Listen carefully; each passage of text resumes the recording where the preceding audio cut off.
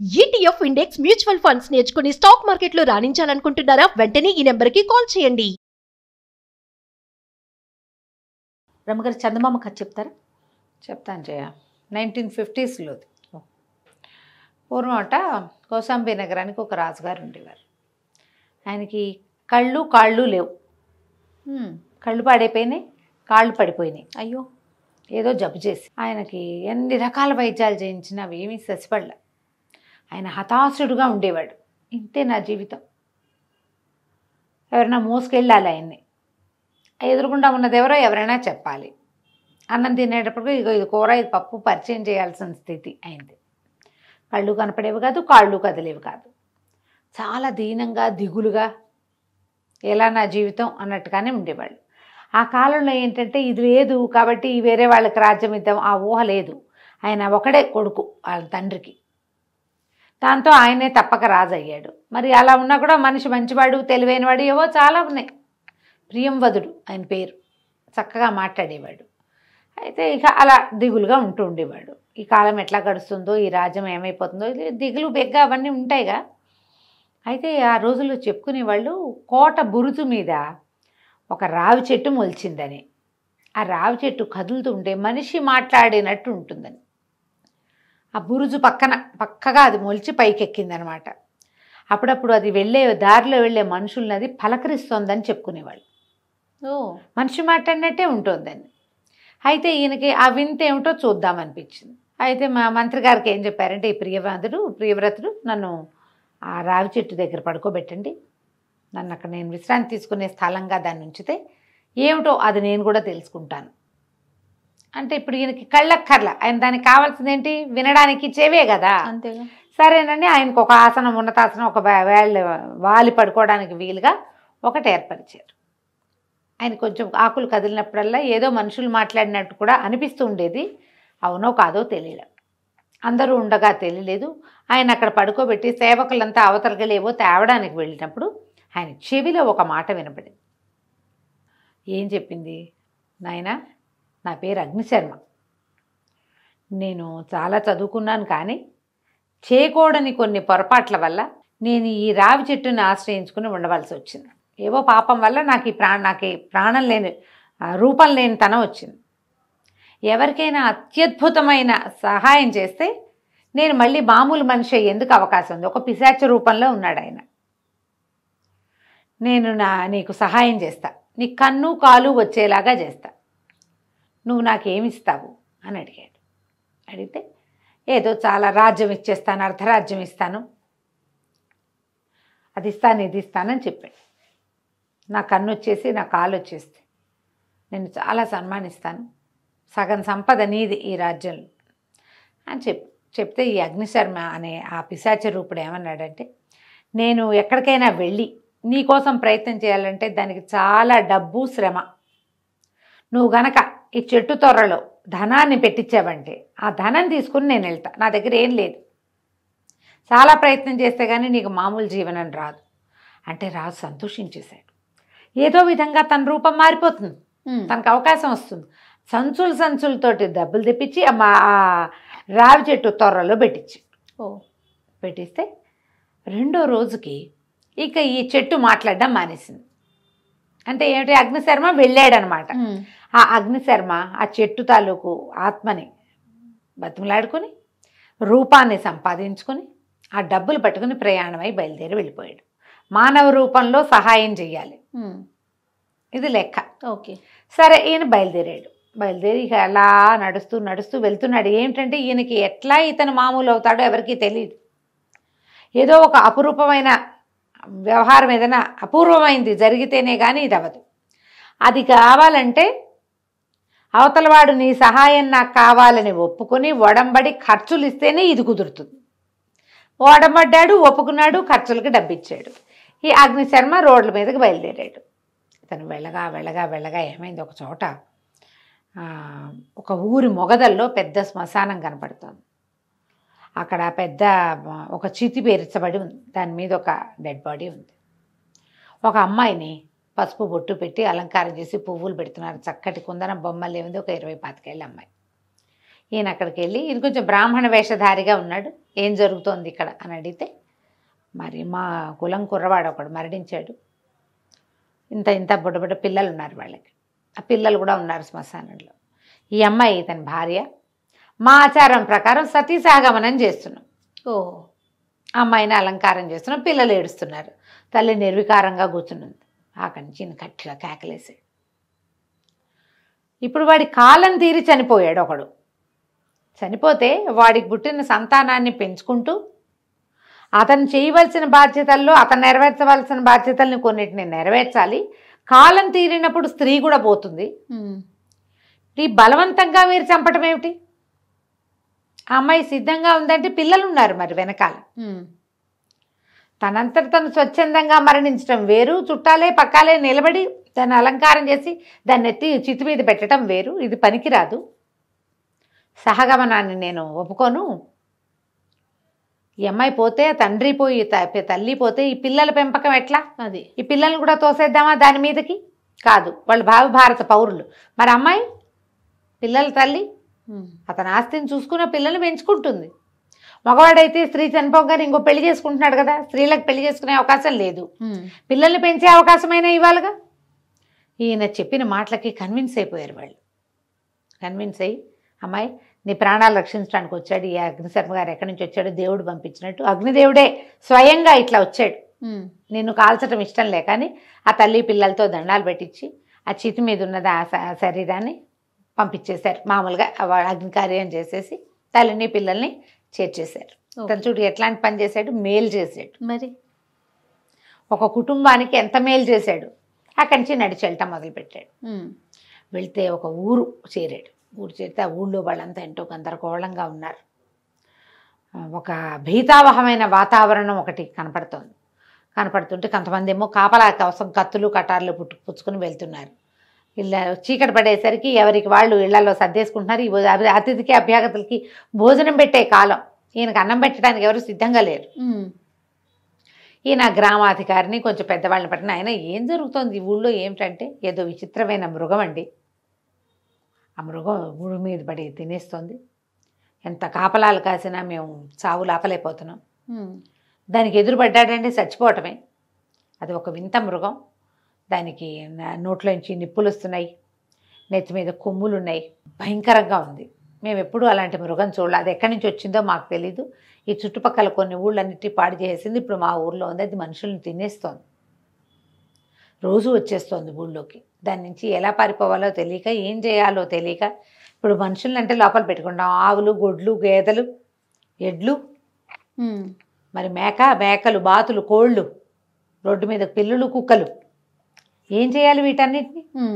ఏం చేయాలో తెలియక ఇది చేస్తున్నాము అని సర్కల్ ఇతను అన్నాడు. ఎలా ఉంది ఏమిటి అన్నీ కనుక్కొని ఆ వింత మృగం నేను బాగా ఆలోచించి, అబ్బాయి ఈ ఊళ్ళో అందరికంటే పెద్ద అద్దం ఉన్న వాళ్ళు ఎవరు అని అడిగితే 2-3 చెప్పారు. మా ఇంట్లో పెద్ద అద్దం ఉందంటే, అది రోజు ఏ దారిలో వస్తుందో ఆ దారిలో ఆ అద్దాన్ని పెట్టించాడు ఆయన.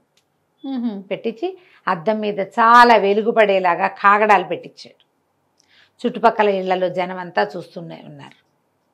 అర్ధరాత్రి కొంచెం 11-12 గంటలు అయ్యేసరికల్లా పట్టపగల్లాగా వెలుగున్న ఈ ఊళ్ళోకి ఆ వింత మృగం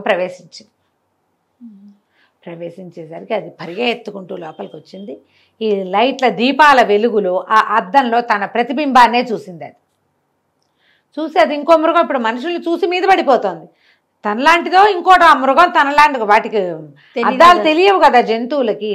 మృగం అనుకుని మీద పడేసరికి ఈ అద్దం మీద ఎప్పుడైతే పడిందో అద్దాన్ని వేసి ఇట్లా ఢీ కొట్టేసరికి అద్దం పగులుతుందా, కళ్ళల్లో ఒంటి మీద ఎడా పెడా గుచ్చుకుపోయింది.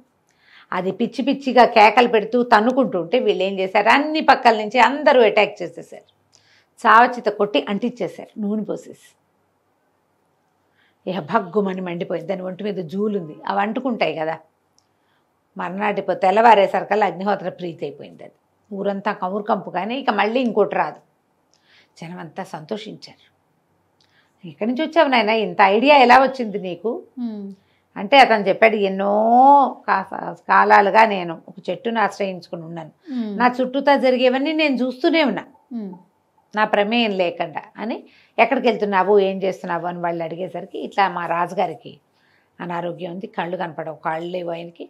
అతనికి మేలు చేయటం కోసం వైద్యం కోసం బయలుదేరానంటే వీళ్ళు ఏమన్నారు, ఇక్కడి నుంచి కొంచెం ముందుకెళ్తే జీవనం అనే ఒక వనం ఉంది. ఆ జీవన వనంలో దేవతలు గంధర్వులు వాళ్ళు తిరుగుతూ ఉంటారు. అక్కడ అత్యద్భుతమైన మూలికలు దొరుకుతాయి. ఓకే.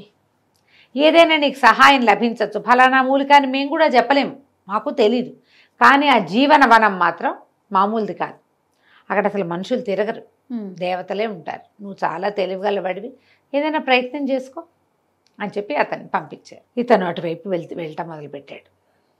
చాలా పచ్చగా ఇదిగా ఎంతో బాగుంది అడవి. వెళ్తుంటే ఎన్ని రకాల జంతువులు, తేళ్ళు, పాములు, మండ్రగబ్బలు. ఇతను ఉపాయంగా దాటుకుంటూ ఆ జీవన వనంలోకి ప్రవేశించాడు. లోపలికి వెళ్ళేసరికి నేను నాళ్ళుగాను నడుస్తున్నాడు కదా, ఎంతో కొంత అలసటగా ఉంటుంది. అవును. మరి కొద్ది రోజులేమో ఈ ఊర్లో ఉన్నాడు, ఇక్కడేమో జంతువు వల్ల నిద్ర లేదు. ఒక్కసారి అలసటంతా తీరిపోయి ఫ్రెష్గా ఎంత హాయిగా ఉందో. అతను అనుకున్నాడు ఈ వనంలోనే ఏదో ఉంది. ఇక్కడికి వచ్చేసరికి ఆరోగ్యం చేకూరిన భావన వచ్చింది. Feeling fresh. ముందుకు వచ్చేసరికల్లా వెనక నుంచి ఏవో కంఠాలు వినపడ్డాయి. ఎవరో మాట్లాడుతున్నారు. ఒక 6-7 గంధర్వులు కనపడ్డారు, దేవజాతులు. నేల మీద కాళ్ళు, ఎవడెవరా నువ్వు, మా వనంలోకి ఎందుకు ప్రవేశించావు అని చెప్పి అడిగేసరికి ఇతను చెప్పాడు, మా రాజుకి ఒంట్లో ఆరోగ్యం లేదు, కౌశాంబి నగరాధిపతికి అతని కోసం వైద్యం కోసం బయలుదేరాను. ఈ ప్రాంతంలోకి వచ్చేసరికల్లా ఇది ఒక అపూర్వ వనం అని తెలిసింది. ఏదైనా వనమూలికలు దొరుకుతాయి, ప్రయత్నం చేద్దామని వచ్చానంటే ఇది దేవతలు తిరిగే చోటు, మానవులకి వైద్యాలకి మేమేమి ఇవ్వం అంటే ఇతను దేవతలకి కేవలం మాకే ఇది, మీకు మేము ఇచ్చేది లేదు, వీడిని బంధించండి అంటే ఒక 3-4 తాళ్ళు వేసి పట్టుకోబోయారు అతను. ఇంతలో ఏమైంది, ఒక గంధర్వుడు వచ్చాడు అక్కడికి. ఆ గంధర్వుడు ఎట్లా వచ్చాడు, సర్పరూపంలో వచ్చాడు. వచ్చి గబుక్కున మన గంధర్వుడిగా మారిపోయి, నువ్వా శర్మ, కులసాగా ఉన్నావా అని గబగబా దగ్గరకు వచ్చాడు. ఎంతకాలం అయింది నిన్ను చూసి, బాగున్నావా అని అడిగేసరికి గంధర్వులు ఆశ్చర్యపోయారు. మానవుల్లాగా అడుగుతున్నావు నువ్వు, ఇతను నీకు ఎట్లా తెలుసు అంటే, అయ్యో ఇదివరకు ఎప్పుడో, ఇతను ఎప్పటివాడో, ఈ శర్మ నిన్న మొన్న పిశాచ రూపం రాలా ఆయనకి, ఎప్పుడో జరిగింది అతను అట్లా మారిపోవటం. నేను ఒకప్పుడు చిన్న శాపం తగిలి సర్పంగా మారి ఉన్నాను, ఉంటే నాకు శత్రువులు నా మీద పడి నన్ను చంపబోయారు, సులువుగా నన్ను జయించవచ్చు కాబట్టి అప్పుడు ఈ శర్మ వాళ్ళని తరిమి నన్ను రక్షించాడు. అందుకని శర్మ ఏం మాట్లాడినా ఇతరులకు వినపడుతుంది. ఇప్పుడు అతను ఒక పిశాచ రూపంలో ఉన్నాడు, మానవులతో మాట్లాడగలిగే అవకాశం దొరికింది ఈ గంధర్వుడి వల్ల. దానివల్ల నాకు శాప విమోచనం అయింది, నీ మాటలు ప్రజలకు వినపడతాయని తనకి వరం ఇచ్చి వచ్చాను నేను అనేసరికి గంధర్వులంతా ఆశ్చర్యపోయారు. నీ శాప విమోచనానికి కారణమైన వాడికి మనం ఏదైనా సహాయం చేద్దాం, ఏం చేద్దామో చెప్పు అంటే వాళ్ళలో వాళ్ళు మాట్లాడుకున్నారు. అందులో ఒక వైద్యుడు ఉన్నాడు వాళ్ళలో. అతను ఏం చెప్పాడంటే, ఒక చిన్న ఇంత బౌల్ లాంటిది ఇచ్చాడు, ఒక ఏమంటారు గిన్నె ఇచ్చి, నాయన తెల్లవార్లు ఇక్కడ మంచు కురుస్తుంది, సన్నటి పొగ మంచు, ఈ డిప్ప ఇది గిన్నెని పట్టుకుని నువ్వు అంతా తిరుగుతూ మంచుని సేకరించుకో, దాని ఉపయోగం రేపు చెప్తాను నన్ను. దేవతలు వెళ్ళిపోతే ఈ రాత్రంతా ఈ అగ్నిశర్మ ఆ మంచు బిందువుల్ని అంతా అడవిలో ఓ చోట కూర్చుని ఓ చోట లేచి అటు ఇటు నడిచి ఆ జీవన వనంలో మంచుని సేకరిస్తే అన్ని నీళ్ళు వచ్చినాయి అందులోకి. మంచు మొదట చూస్తే మంచు అలా చాలాసేపటికి నేలంతా తడి అవుతుంది కదా, మనం గమనిస్తాంగా, ఎక్కువ బొట్లుగా వచ్చేది పల్చటి తెరలాగా వస్తుంది. ఆ తెర మీద మనం ఏదైనా ఒక దుప్పటి వేసినా తడిసిపోతుంది, అది పత్తి పెడితే తడిసిపోతుంది, దాన్ని పిడితే ఇన్నైనా నీళ్ళు వస్తాయి. అవును, తట్టింది కదా, అర్థమైంది కదా. అతను ఏం చేశాడు, దీంట్లోకి ఈ బౌల్లోకి సేకరించాడు. మర్నాడు మళ్ళీ గంధర్వులు వచ్చారు. ఆ వైద్య గంధర్వుడు ఏం చెప్పాడంటే, ఇంట్లో నుంచి కొన్ని బొట్లు నువ్వు ఎవరికి వైద్యం చేయదలుచుకున్నావో వాళ్ళకి వైద్యం చేయి, కానీ ఆ వైద్యం చేయించుకున్నవాడు నిజాయితీపరుడు, మాట తప్పని వాడు అయి ఉండాలి. ఈ రెండు ఉంటే వాడికి ఆ వైద్యం శాశ్వతంగా పనిచేస్తుంది. వాడు నిజాయితీ తప్పినా మాట తప్పినా ఆ వైద్యం వాడికి పనిచేయదు. ఈ జీవన వనంలో ఉన్న మంచు యొక్క ప్రత్యేకత అది. అంటే అక్కడి నుంచి ఇతను ఏం చేశాడు, తన దగ్గర ఒక పెట్టెలో దాన్ని భద్రపరుచుకుని మళ్ళా ఇదంతా నడిచి కౌశాంబి చేరాడు. ఆ రాజుగారు రోజు వచ్చి రావి చెట్టు కింద కూర్చునేవాడు. వచ్చాడేమో అగ్నిశర్మ అని. 3-4 నెలలు గడిచాయి. ఈ మొత్తం మీద అతను తిరిగి వచ్చాడు. వచ్చి సరే రాజుకి నోట్లో వేశాడు. నీటి బొట్లు వేసేసరికి ఈయన ఇట్లా కళ్ళు మూసుకునేసరికి చూపు కనపడటం మొదలెట్టింది. కాళ్ళు ఇట్లా ముడుచుకుపోయిన కాళ్ళు సాఫీగా అయిపోయింది. లేచి అటు ఇటు నడిచాడు. ఎంత సంతోషించాడో, శర్మ నువ్వు మాట నిలబెట్టుకున్నావు, నువ్వు ఎంతో గొప్ప పని చేసావు, నా కళ్ళు వచ్చేసినాయి, నా కాళ్ళు వచ్చేసినాయి అని సంతోషించాడు. సరే, ఇదంతా ఏమేం జరిగింది, తను ఏమేం చేశాడు, దారిలో ఏం జరిగింది అన్నీ చెప్పాడు కథలుగా. ఒకసారి రాజస్థానానికి నేను వెళ్ళొస్తానని లేచాడు రాజుగారు. మరి నాకు ఇచ్చిన మాట ఏమిటి అని అడిగాడు అగ్నిశర్మ. అడిగితే ఈయనకి ఏం మాట ఇచ్చాడో మర్చిపోయాడు రాజుగారు. అయ్యో, గుర్తు చేసే ఉద్దేశం లేదు ఆయనకి. చాలా సంపద ఇచ్చాడు అగ్నిశర్మకి, అదంతా ఖర్చు అయిందో అవలేదు. అంతేకాని నాకు జీవితంలో రాని కాళ్ళు వచ్చేసాయని అనిపించలే. ఆయన మాట తిరిగిపోయేసరికి అగ్నిశర్మ ఏం చెప్పాడంటే, మాట తిరిగిన వాళ్ళకి ఇది పని చేయదు, కానీ నేను సహాయం చేసినందుకు మాత్రం నాకు పనిచేసింది. శాశ్వత మానవ శరీరం వచ్చేసింది. చెట్టు దగ్గరకు వస్తే పిశాచ్ అయిపోవాలి అతను, కానీ అవల మనిషిలాగానే ఉన్నాడు. దీని నియమం అది. ఇక నీకు వైద్యం ఎవ్వరూ చేయలేరు, నేను వెళ్ళొస్తానని వెళ్ళిపోయాడు. ఇంత ప్రయత్నం చేయించిన రాజుగారు మళ్ళీ కాళ్ళు రెండూ పోగొట్టుకుని హతాశుడై మంచం మీద కూలబడిపోయాడు. ఆయనకి ఎప్పటికీ వైద్యం జరగల. ఈ సహాయం చేసి దారి మధ్యలో ఒక సతీసగమనాన్ని ఆపి ఒక అడవి జంతువుని రక్షించి సంహరించి ప్రజలకి సహాయం చేసిన అగ్నిశర్మకి మాత్రం శాశ్వతంగా మానవ శరీరం వచ్చేసింది. అతను తన పిశాచత్వాన్ని పాపాన్ని పోగొట్టుకుని హాయిగా వెళ్ళిపోయాడు. మనం ఎవరికైనా ఒక మాట ఇచ్చినప్పుడు మాట మీద నిలబడాలి. ఖచ్చితంగా నిలబెట్టుకోలేకపోతే ఏమవుతుంది, మనకి ఏది వచ్చిందో అది పోతుంది. సంపదలు కూడా అలాగే పోతాయి, వెంటనే మాయమైపోవచ్చు, ఇంకోలా మాయమైపోవచ్చు. ఈ కథ మనం 50s రాయబడింది, చందమామ కథ. ఎంత మోరల్ స్టోరీ కదా, చాలా బాగుందండి. నమస్తే. నమస్తే.